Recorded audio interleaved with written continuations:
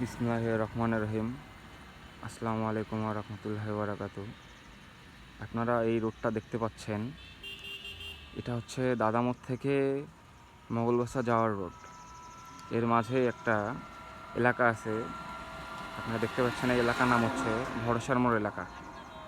এই ভরসার মোড় কবরস্থান। আগামীকাল রাতে এই ভরসার মোড় কবরস্থানে, এই যে দেখতে পাচ্ছেন আপনারা, একটি দান বাক্স রাস্তার সাথে।